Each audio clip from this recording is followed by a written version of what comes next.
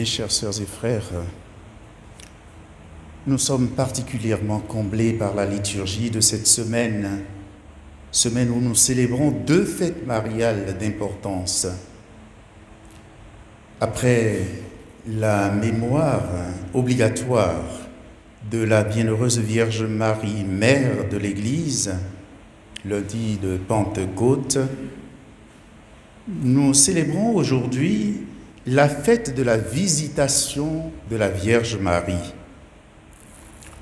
Le ton dominant de cette liturgie est celui d'une joie contagieuse, une joie qui gagne tous les acteurs du récit évangélique et dont aucun n'est en réalité l'auteur, n'est en réalité à l'origine. Le passage de l'Évangile que nous venons de lire fait suite chez Luc aux deux récits de l'Annonciation à Zacharie et à Marie. À Zacharie, l'ange annonce la naissance du précurseur du Messie. Mais parce qu'il a eu des doutes, Zacharie est frappé d'un mystérieux mutisme jusqu'à la naissance de Jean-Baptiste. Et son épouse Élisabeth garde le silence sur sa grossesse inédite parce qu'elle était âgée et stérile. Marie, quant à elle, venait de vivre dans le secret de sa maison un événement unique. L'ange du Seigneur lui a annoncé qu'elle mettrait au monde le Sauveur. Seul témoin de ce qui lui arrivait, Marie se dépêche d'aller dans les montagnes de Judée pour rendre visite à sa cousine Élisabeth.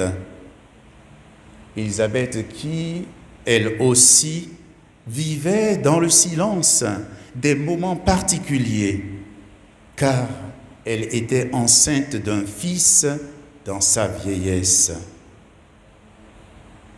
À travers la rencontre des deux mères, des deux femmes, nous percevons celle des deux enfants.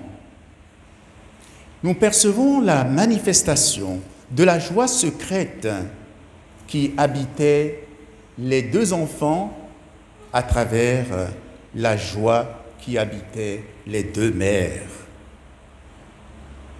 La visite de Marie chez Élisabeth est en réalité celle de Jésus à son précurseur, afin de l'investir dans sa mission prophétique. Au lendemain de la Pentecôte, nous ne pouvons pas être insensibles au rôle capital de l'Esprit Saint dans l'événement de la visitation. Sous l'action de l'Esprit Saint, Marie se met en route pour inaugurer l'activité missionnaire de tous ceux qui, comme elle, et à la suite de son Fils, ont le cœur suffisamment pur pour comprendre les besoins de leurs proches.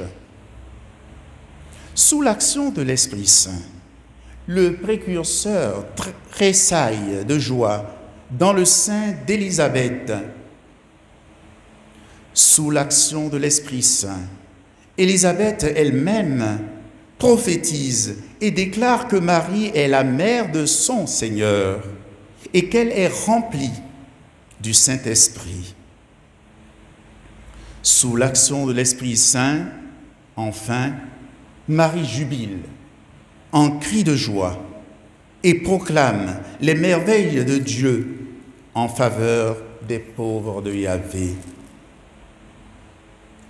L'évangile de la visitation nous enseigne que ce qui caractérise le chrétien lorsqu'il accueille Jésus et Marie dans sa maison, dans son cœur, et lorsqu'il sait se laisser conduire par l'Esprit Saint, ce qui le caractérise, c'est cette joie profonde et imprenable qui le maintient constamment dans l'espérance de la réalisation finale des promesses du Seigneur.